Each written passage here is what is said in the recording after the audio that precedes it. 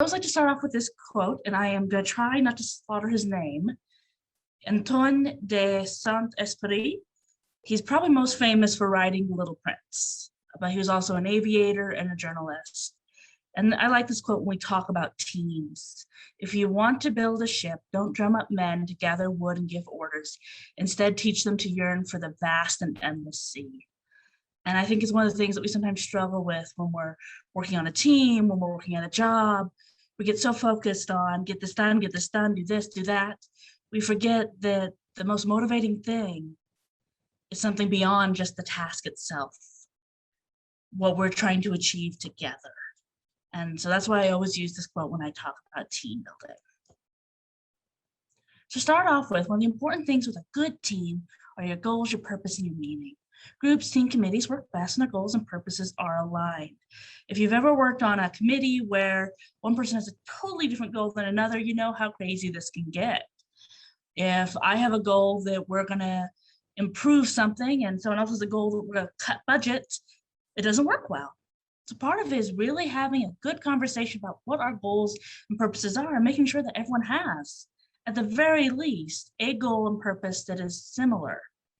It's okay to maybe have some different ideas, some different goals, but when you got a group working on different angles, it can really mess other people up. And it makes us not want to invest in a group. It makes us not want to participate in a team. Teams are more likely to work well together and feel motivated when their contributions feel meaningful. I just got a little notice that you guys can now see my application. Does that mean that you guys couldn't see the slideshow on the previous page? Heather, do you know? Could they not see the slideshow a minute ago?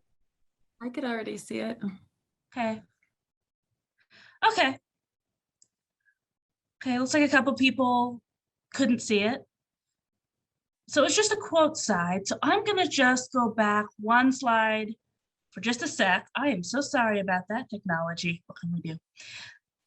Just in case anyone did want to see that quote, and then I'll move back to that next slide. I'm so sorry about that. That was just that quote. Yeah, so teams are really about having that motivation and that respect and having that shared meaning and purpose. And so when we don't have contributions that feel meaningful, we don't want to be part of a team. Teams are a lot of work. So if I have a goal that I want to improve something with this team or company or task force, and I'm motivated and I feel like I'm making a meaningful contribution, I want to be part of it. When I feel like I'm not part of it, when you feel like you're not making a contribution that helps with that goal, when your part is not seen as appreciated, you don't want to. And I think any of us can relate to that to some degree. Most of us don't like to do work that isn't appreciated. It's one of the reasons I think that we don't necessarily like certain tasks, because they don't have a meaning or purpose, or they're not appreciated. And in a team, if you feel like your work is not being acknowledged, you probably don't want to work. You probably don't want to be part of it, especially if it's hard work.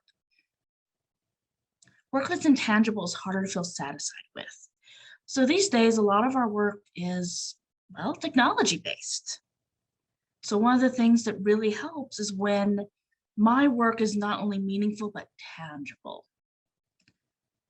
So tangible work could be things like having a to-do list that I have done. Though I usually tell people have a to-done list instead of a to-do list. It could also be things like being able to see the results of what you did. Some of the ways I do this when we have patients come in or a company ask for help on this is making goals, like we talked about with that first line, and helping measure those goals. But it could also be things like writing down what you accomplished today. A lot of us at work or with organizations we're part of come in with a set of goals in mind, but then the phone rings, you get an email, someone comes into your office and you get 20 things done and none of them were on the list. So sometimes it's a done list, really writing a list of what you got done that day instead of focusing on the to-do list. Sometimes tracking something you're getting done, or having a task connected with your other tasks where you can see the results of your work. Sometimes it can be something like connecting with the people you're trying to impact, A lot of us in our workplaces or on committees, we don't necessarily get to see the impact of what we're doing. We're putting all the work in, we don't necessarily get to see the people we're helping. One of the examples I often run into, for example, is IT. So a lot of us work in places that have an IT department. IT usually gets contacted when something's broke. Go figure. So they don't usually get a call or an email saying, hey, this thing that you built works great and I love it. Instead, it's usually, this is broken, this isn't working, this is too slow, what's wrong with this? Teach me how to do this. And so one of the things that will happen is that feeling of, is any of my work having an impact? Is it appreciated? Is it meaningful? Am I just wasting my time doing a drudgery of a job? And so it really is important to have some tangible goals and be able to see some of the positive impact of what we're doing. Doctors, same thing. You see people when they're sick. You don't usually see them when they're well. So sometimes it feels like, am I making a difference? Am I meeting that goal? Does what I do have meaning? Teachers, lawyers, almost any business, you're going to see people when they're not doing well. So you don't always get to see the impact of your work. Sometimes you're even helping someone succeed at something. So you put all this work in for someone else's success. And that's what I'm trying to get at with this slide. It's really about having those goals, those purposes, those meanings, and feeling like it's worthwhile. This helps a team really click. And I'm just putting this in here at the end, more than a cog in a wheel. Everyone is a person. Work is important, committees, passion projects are important, teams. But when you feel like you're just part of that, you're not treated as a person, sometimes that makes you not want to be part of it, that doesn't have purpose, goals, or meaning. And any workplace could be guilty of this. Any team could be guilty of forgetting that we're also people. During the pandemic, a lot of us have struggled with, I'm drudging, I'm working, I'm doing everything I can. I just don't feel like people are recognizing all these other things that I have going on, or all the other things I'm accomplishing, or recognizing that I'm a person. They just see me as someone, a warm body to work. So always with a team, seeing everyone as a whole person. That is also very important with goal, purpose, meaning, because we are more than workers. We are more than teammates. We are people. And when that's recognized, we're more likely to invest in goals, purpose, meaning. And I know that was a lot to explain a relatively simple concept, but I think it's really important with teams. All right, so we use a lot of Gottman when we talk about teams and people and marriage counseling. So John Gottman has written several books on team building, relationships, marriage counseling. I highly recommend his stuff. And a lot of this is based on his work. So one of the key things that Gottman is known for is the turn toward instead of away bids. When you're working with a team, you're going to have bids for attention. Now, this is different than, say, bids for, say, a contract. So what we mean by, yes? Does someone have a question? Okay. Oopsies. Man, it feels like a Monday. I'm sorry, guys. There we go. Back to Gottman and teams. So bids for attention would be things like, if I come to you as a teammate and say, hey, I'm really concerned about how this is going. If you acknowledge that I'm asking you that, even saying, okay, well, tell me more about what you're concerned about. Well, I hear you that you're concerned. Can I tell you why I'm not concerned? All that helps me feel appreciated, like my concerns are recognized as a teammate. But because a lot of us are busy and we're people, we make mistakes, a lot of us will go, well, that's not a big deal. We'll have that handled. Ben's taking care of that. We don't need to worry about that. That, unfortunately, is more of a rejection. And it makes us not want to ask for help or bring up our concerns. And that's really problematic in a team. Sometimes we get so caught up in, let's be effective, let's get things done. We forget it's about team building. It's about doing this together. If it could be done on its own, it would be done on its own. That means bids for attention, for acknowledgement are important, even if it's a stupid question. And that's really where we come to that idea of there's no such thing as a stupid question. even if it's a dumb question. Me acknowledging that question, not making fun of the person, really helps connect as a team, really makes us want to invest and be part of something. So that's kind of what bids for attention means. It's about acknowledging that I am asking, I am trying to get your attention. Even just something as simple as a wave, a smile, when that's not acknowledged, it makes us not want to engage. If you've ever worked with somebody who is dismissive when you raise your hand in a meeting or try to grab attention, it really hurts. It really makes you not want to ask. It makes you not want to bring up concerns. It makes you not want to even be at meetings sometimes. These are really important, and that's why it's at the top, even though it's a simple concept. Another thing that Gottman's really well known for is what he calls the 4 horsemen of the apocalypse. Now, in this context, it's referring to the 4 indications of a relationship breaking down. Now, he often uses them when he talks about marriage counseling. They also apply in the workplace. The first of the horsemen is criticism. And that's when we're making comments that are not necessarily complaints. They're hurtful comments that are criticizing someone. It's one thing to say, hey, you were late today, and that kind of put us behind. Everything okay? It's another thing to say, you're always late. You don't care what anyone thinks here or how you affect others. One is a closed door. I'm not listening to you. I don't care. You need to shape up. Another is, hey, this is an issue. How can we fix it? And that's why gentle startup is. And across from each horseman, I put what the antecedent, the antidote is for that particular horseman. So a gentle startup. And that's just really kind of gently approaching an issue. There's always exceptions to everything. But instead of criticizing, it's usually worth our time as a teammate to have a gentle startup. It doesn't matter whether you're a boss, a subordinate, or an equal level teammate. It's usually worth doing gently. Because as a team, if I'm winning, we're all losing. That's how a team works. So me criticizing someone is not necessarily going to help us as a team. Gentle startups are really about gentle tone, not using criticism, trying to understand and get information about what's going on.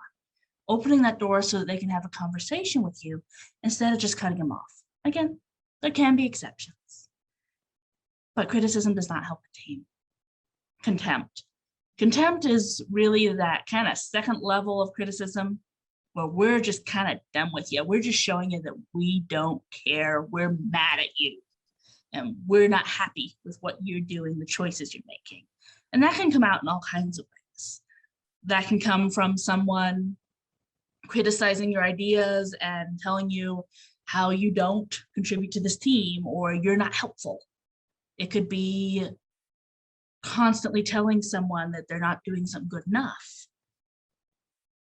It could be really anything that shows that you don't appreciate or care for what they do. Now that really makes someone not want to engage with you. Sometimes people do things that are annoying, granted, or things that get in the way or slow down a team. But when you show contempt, people do not want to engage. People do not want to be part of your team. They don't want to work with you. And the opposite of that is building a culture of appreciation. Even small forms of appreciation, saying, hey, thanks for emailing me that information. That really helped me. It makes you feel good. It makes you want to do more. One of the mistakes we often make is when someone's doing something that we really like or appreciate, we don't say anything. We only say something when they screw up. When you do that, why would they want to try? You take just a little time to say, hey, I appreciate what you did. I like working with you. You make this easier. It makes you really go, oh, wow, they see me. I want to be part of this. Defensiveness, a lot of us are familiar with, and it kind of connects with criticism and contempt. If someone criticizes me, for being late, like I was talking about earlier, if I'm on the defense, well, I was trying to get here, and if you wouldn't just count the minutes and da-da-da-da-da. Well, it's not going to get better by doing that. Now I'm criticizing the person that criticized me. We're just going to go back and forth with that defensiveness. Or even in a gentle way, if I'm saying, hey, I didn't get that email from you that you said you're going to send. Could you please send that to me? I really need it. Well, I'm so busy. Don't you know that? I'm trying to get things done. Get off my back. Well, wow, now I don't know what to do. I don't know whether I can ask you again for that email. Are you going to send me the email? It's going to make me feel defensive. It's going to maybe get in the way of my project. So defensiveness doesn't help. And that's why building a culture of responsibility is really important in a team. Not necessarily saying sorry or taking fault for something you didn't do, but taking responsibility for what you can and can't do. So saying something like, I really need to get that email done. I am so sorry. I will try to get that done this week. I've just been really busy. And if I can say back, I really actually need it tomorrow. Is there anything I can do to help? That can be a real conversation. But if we're on defensiveness, we're not listening. Defensiveness is one of those things that you feel in your body. If you've ever had to feel defensive or had someone screaming at you, it kind of brings up the hackles in the back of your neck. It makes you tense. It makes you want to shout. Sometimes it makes you scared and shake. That kicks in your fight or flight system. And fight or flight is for, fighting off a threat. So when someone puts you in that corner where you feel defensive, you're not really listening to what they're saying. You just want to get out of there. You just want to make them shut up and leave you alone. And so it's not a great place to be to really talk or work on something. And that's where that responsibility comes in, even for those of us that might cause someone to feel defensive. Saying, hey, you seem like you're upset. Do we need to table this? Stonewalling is ignoring, refusing to talk to people, silent treatments. It usually comes from a place of being in that corner, of feeling defensive to the point where you're ignoring or avoiding people. And the reason we talk about physiological self-soothing with that is I can't make someone feel a certain way. So if someone's stonewalling me or I'm stonewalling them, I can't control what they do. I can only control what I do. So doing something to soothe myself so that fight or flight turns off, so that I can approach the issue, so that I can get help with the issue, that can help me work with my team. Because if I'm in a spot where I'm defensive, if I'm in a spot where I'm avoiding talking to my colleague or my boss, I'm not going to get anywhere, because you can't get anywhere if you're avoiding each other. But forcing myself there if I don't feel safe, and I usually don't mean a physical safety, at least I hope not in anyone's case, usually that mental health, emotional safety, then I'm not going to get anywhere. So soothing ourselves before we work through these things. Appreciation investment just refers to a concept that we call emotional banks. Emotional banks are banks we have with each other of how we feel about each other. When you're in the black in that bank, you feel appreciated, wanted, like you're valued as a team member. When it's in the red, you feel like, why bother? No one cares what I do anyways. I could leave today and they'd figure it out. Or no one appreciates all the contributions I do, and they're never going to. You're in that red, you need to get back in the black. And that's where investing in those banks. So if I'm working with someone who's in that red, me answering those bids for attention, me telling them, hey, I really appreciate your help today, helps us get back to the black. Now, the further you're in the red, the harder it is to get to the black. And you can't make some. So it's very possible for me to, answer a bid for attention or give someone some appreciation, tell them how great they did at something, and for it not to be enough to get them back in the black. Or for them to even decide, you know what, I don't care what you say, you don't mean it. Some people get to that spot. You can't fix what someone else is dealing with. You can only control you. A Gottman method is a reference to some of Gottman's research on marriage counseling. And he's found, in some of the stuff we already talked about, when you're in that defensive place, when you're fighting or arguing with somebody, when that fight or flight kicks in, you're not listening. You're not getting anywhere. At that point, you are fighting with that person. You're making that point. You're not working from a place of rationality. You're working from a place of fear, of trying to be safe. Now, what he found in his research really helps. Again, this was more for couples, is that when you take at least a 20-minute break, go do a puzzle, go take a walk, and then come back to it, your body's calmed down enough that it's easier to talk. Now, with that in mind, there's a proviso. If you're sitting there just stewing over it for 20 minutes, you're not going to come back ready to talk. But if you actually take that time to soothe your body and calm down, sometimes the issue you're fighting about isn't as important. Sometimes you have a better idea of their point of view. Sometimes you're more able to listen to what they're saying. Depends a bit on the situation. But that's what the Gottman method is taking that little break. And I think it's really important in teams, especially if you get really stuck on an issue or an issue is really emotional. You don't always know what your teammates are bringing to the table. Maybe they're having a rough day. Maybe there's a personal issue with this issue you guys are trying to solve that they have. It's making it hard for them to go forward. Taking a break to cool off, to really come back in a better spot. An example I often like to use when I talk about this, there was a great group I was part of in high school called the Yehu O'Brien Youth, Hobie. Very cool group of a bunch of students that really are working hard in school and are trying to better themselves. And we had this really difficult assignment as a team where they gave us a list of names. I think it was about 20 names, and told us these are all heart patient recipients. And you got to pick which 10 are going to get the heart. And we're looking at each other like, what? We're in high school. But the assignment was about team building. And my particular team ran into a huge problem. We didn't know that one of our teammates on our team had a mother that was unfortunately dealing with some I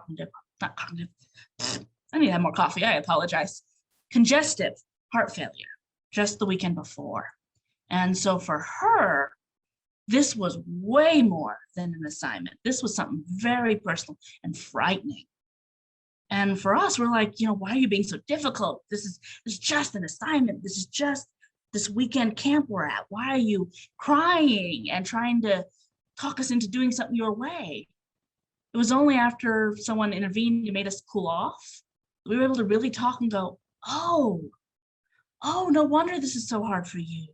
We didn't mean to make you feel like your issue wasn't important. We didn't mean to hurt you. And for her to realize where that was coming from. Again, not an example any of us would necessarily use. This is something that was for a team building project I had to do. But I think it's a really good point about how someone can come to the table with something you don't know about, and taking that break and cooling off and figuring out what's going on can really help. Communication. Again, these are kind of basic, but so important. Listen to understand versus listening to respond. Listening to understand means you're actively listening. You're trying to hear what they're saying and figure out what they mean by it. Listening to respond means you're listening just enough to decide what you're going to say next. Now, this happens for a lot of reasons. Maybe you work a kind of job or in a kind of environment where you need to have a rapid response. Maybe it's because you're not fully paying attention. Maybe it's because you have emotional investment in this and you really want to make your point. But it's usually better to listen to understand what they're saying and where they're coming from, rather than forming your next argument. Now, this can be tricky with people that are quick responders, but it really is important if you want to build that team mentality. You want to use direct and clear language, and you want to check for understanding. So if I say something like, hey, I really need you to take care of this thing, the person I asked might have gone, oh, so you mean when I have time, if I feel like it? And maybe what I mean is, I need this done today. This is so important. But either one of us could help each other out by going, hey, do you mean this is really a priority today, more than this and this? Or do you mean when I get time? And I could easily say, hey, what I mean by that is, this is really important. Is there any way you can get to this today? I know it feels stupid sometimes to have to be that direct, and well, people should know that, but they don't. We're all just trying to get to the day. Taking that little bit of time to make sure you guys are on the same page really helps. It really makes sure that you're both not making assumptions about what the other one thinks.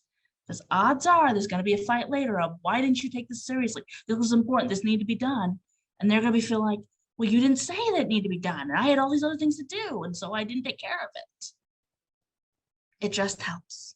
Also really good for marriage counseling. We work on that a lot. Body language and tone. Now, this can vary a little bit with age groups and circumstances, whether it's by email or in person, but body language and tone are really important with communicating. If you're not making eye contact, if you're speaking too fast, sometimes hand gestures, sometimes when you talk in a certain way, it makes people not want to ask questions because it's so blunt, direct. Sometimes being too open means that they think you want to talk at length about it. It really depends on what you're doing, but really watching that body language and tone. Counselors, when we go to school, we're taught all kinds of tricks for this. A lot of the times we even have to record ourselves to notice what we do, our little tricks. Like I, for example, cannot talk if I sit on my hands. My hands are always moving, and I know that. I'm also a very fast speaker. But watching and knowing what you do and how it affects others, and being willing to get feedback that, hey, when you do that, I feel this, so that you can adjust it. It's always important to watch. The limits of technology. A lot of us are texting and emailing. Tone does not always come across. So that email that says, where is this, might come across as, well, why are you on my case? Versus, hey, I just need this. Sometimes emojis don't necessarily come across the right way. I have had several older relatives that have sent a kissy emoji, and even a couple of my older employees, which as a boss, it's always interesting when an employee sends you a little kissy emoji and you know they just mean, love you, thank you. And sometimes I've had to sit there and say, hey, do you know what this emoji means? Do you know how that might come across? And again, always in a very clear body language tone of, I'm not getting on you. Do you know about this? But technology can be a barrier as much as a tool. Appreciation and buy-in. If I don't feel appreciated, if there's not a reason for me to talk to you, for me to work with you, why would I? We all have so much on our plates. Even in the workplace, a lot of us will try to find ways to work around involving someone else. But if there's a reason for me to invest in talking to you and asking for your support and asking you for help with this thing, or could you explain this thing to me? Wow, that's worthwhile. Especially if you're training somebody, really making it worth your while, worth their while, for them to go to you and say, hey, you taught me how to do this thing. I have a question on this. If the response is, well, you should know this by now, well, they're never going to ask you for help again. But if it's, hey, that's okay, let me show you how. I now have an investment in asking you for help. I know that I can come to you and that you will respond to me and help me feel confident what I'm doing. One of the big problems in training, and we've all seen it, is you learned it this way, and then you teach someone else a different way, and a different way, and a different way, and before you know it, no one's doing it the way they're supposed to. It happens. Training, telephone. But with trainers, if they don't feel like they can come to you with a question, they're not going to come. And that's part of that buy-in. There has to be a reason they want to talk to you, as a colleague, as a trainer, as a boss, as a partner, as a teammate, or they're not going to come to you at all. They're going to find a way to do it without you. So part of it's making it easier for them and making it worth their time. Avoiding tugs of war. Tug of war is when you try to pick a battle with somebody. Now, particularly if you're ever working with teenagers, they have more energy than you. You're not going to win that tug of war. The quickest way to win tug of war every time, go with the rope, let them fall on their butt. But if you tug, if you argue, they might argue just as long as you. You might get nowhere, just tired. Part of it's avoiding that kind of mentality. It's usually not worth fighting about, especially if they feel very strongly that they're right and you feel very strongly that you're right. That's usually a time to take that break, to cool off, take a different approach, to involve someone else so that you can figure it out. Humor is great in communication. Love it, but use it carefully. Always be culturally sensitive. Always be aware that everyone has different kinds of humor. Be aware of what HR policies are. Humor is great, and I love it in the workplace. I love it with teams, but always keep in mind, would this be something that could hurt someone's feelings? Would this be something that could get me in trouble with my boss or HR? But yes, use humor, just be smart. Clashing styles. So these are just some of the common ones. Type A's versus type B's. If you don't know what those are, type A's are kind of referred to as people who are very organized, very A, B, C, D. It's all this way. Let's get things done now. Let's be on top of it. Or type B's are more seen as pile makers, people that know where things are, but they're not necessarily the most organized, that maybe are not in as big a rush. There's some variants on this. These aren't really clinical terms, but working with those types can be really hard. If I'm a pile maker and you're a file maker, it's probably going to drive you nuts to try to find what I have and trying to find the file that you need from me. But adapting to each other is really important, and recognizing that someone has a different style than you. Their style's not wrong. It's just their style, just as your style's not wrong. The group project dynamic is what I refer to when I talk about someone in a group. There's usually someone that tries to take charge. There's usually someone that kind of sits back and watches the work get done. There's often someone that fights for their opinion doesn't get heard. Anyone who's done a group project in school has seen some of this crap come out. That's not necessarily something that happens all the time, but when you have these interactions in a group, looking for how do we fix this so they're all working together. If someone's taking so much control that someone can't talk, we're not going to get anywhere. If someone's pulling themselves out because they don't want to get involved, they're not going to get anywhere. A team works together. Everyone needs to be on the same page. Problem solver versus the investigator. Some people have a style of, let's solve the problem. How do we get from A to B? How do we do this? Tell me just the details about this project and this project. Don't tell me all this extra stuff.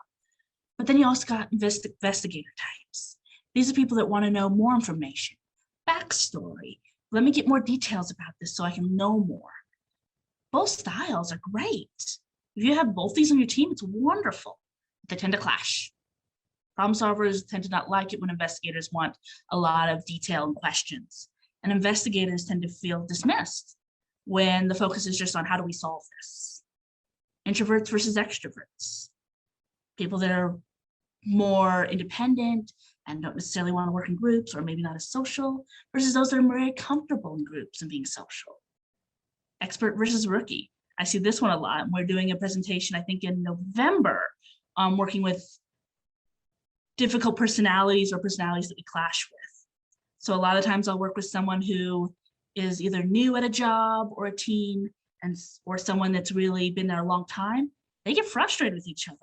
This person's asking me all these questions and I just want to do my job, leave me alone. This person's always so negative, I just want to learn. And many other dynamics.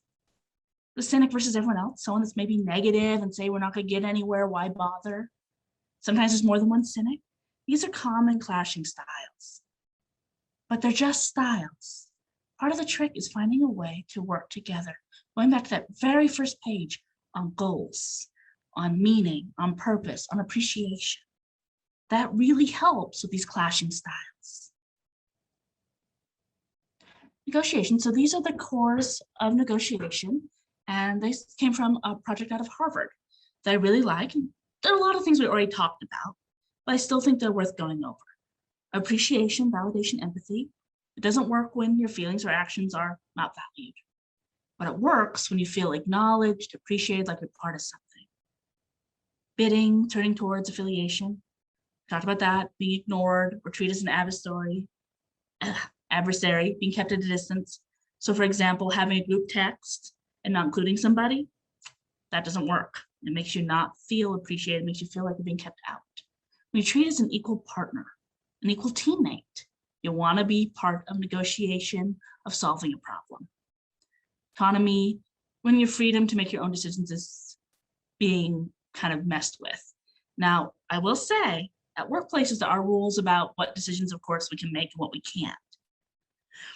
But we do know people generally work a little better when they can make their own decisions on their own projects, their own areas.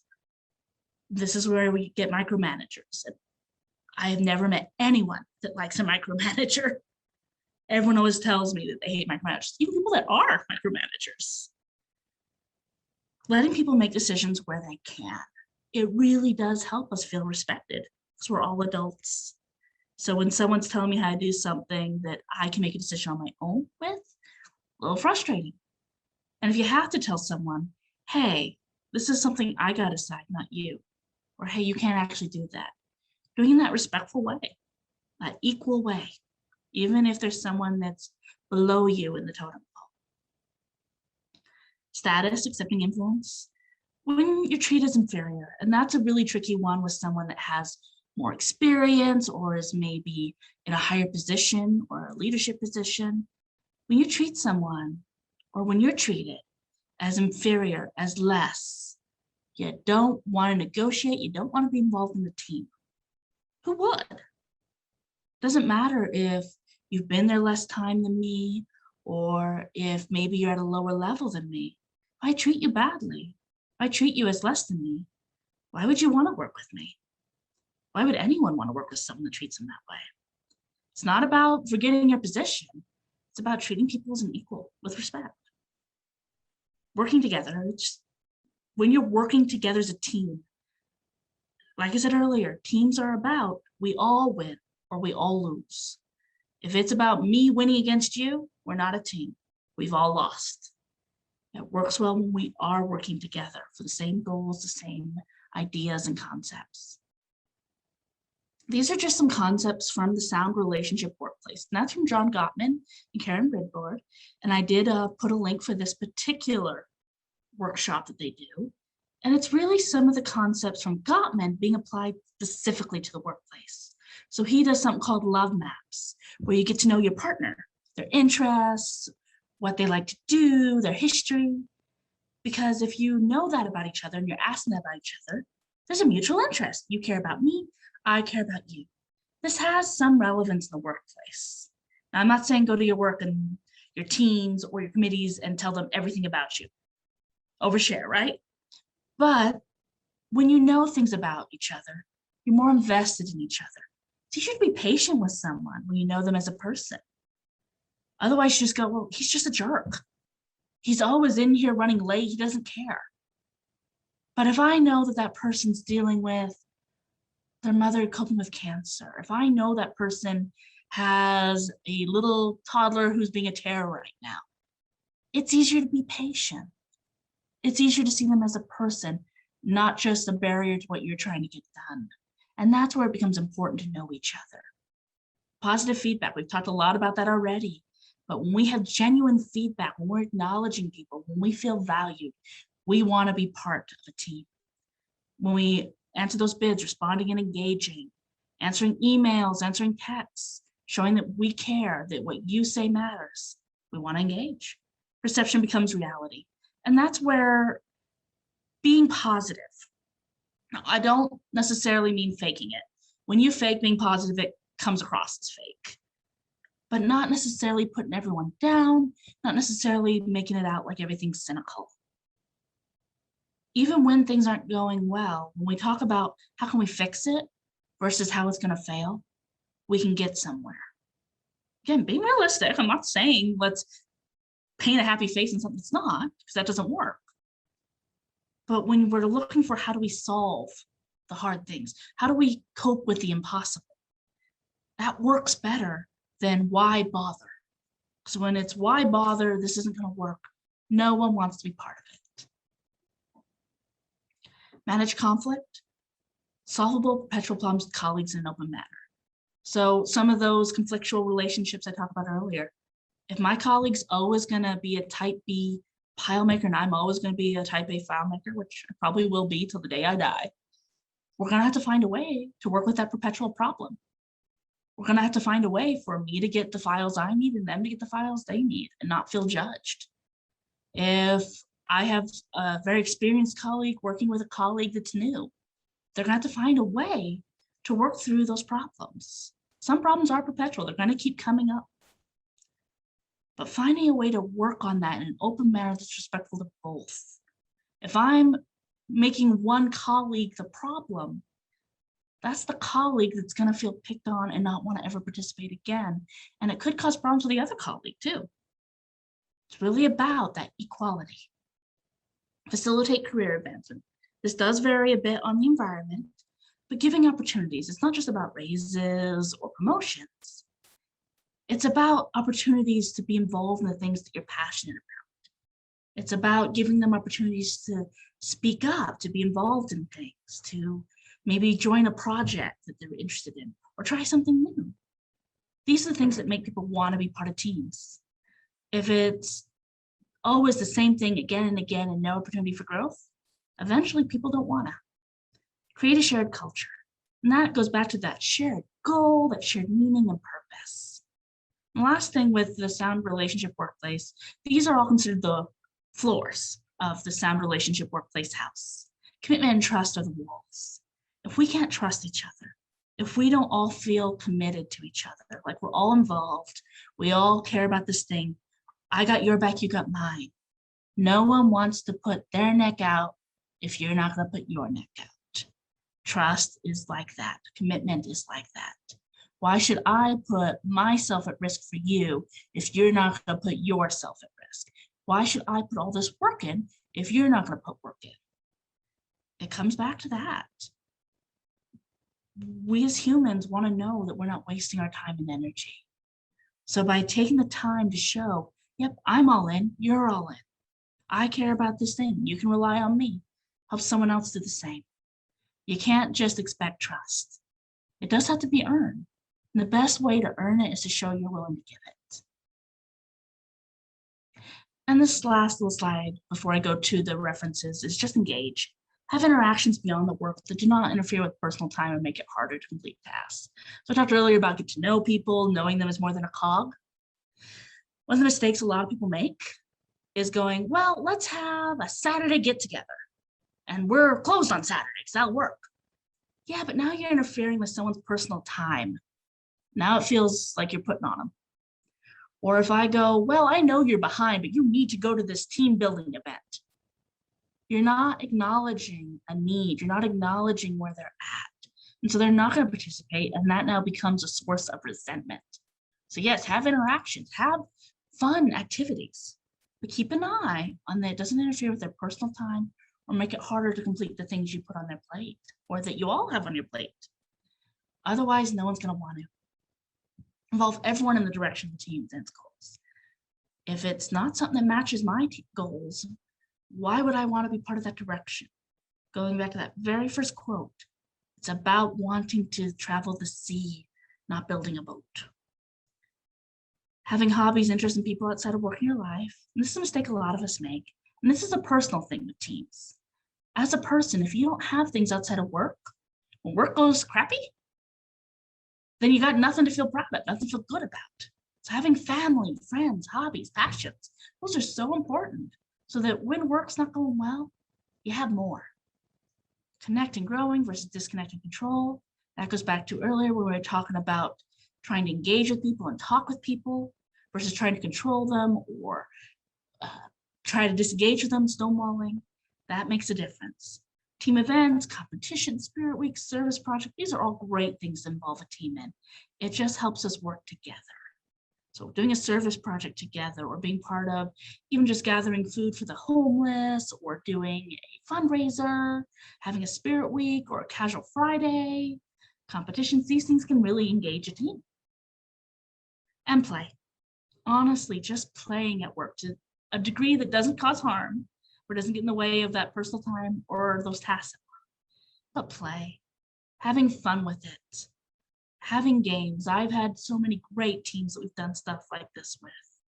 It just makes us want to be there. So these are the two Gottman things I pulled from. I also recommend his book, The Relationship Cure, because that's his book where all this is applied to places outside of marriage. Everybody Matters by Bob Chapman. Really good book. Fish, A Proven Way to Boost Morale. I love this book. It has so many ideas of how to engage a team and how to make work fun. I also recommend Work Rules for the same reason. Now that's a bit about the environment at Google and some of the playful, interesting things they try to really engage their teams. So I recommend these books. I know they're not for everybody, but I do recommend them. And this is where I pulled all the information from today's presentation.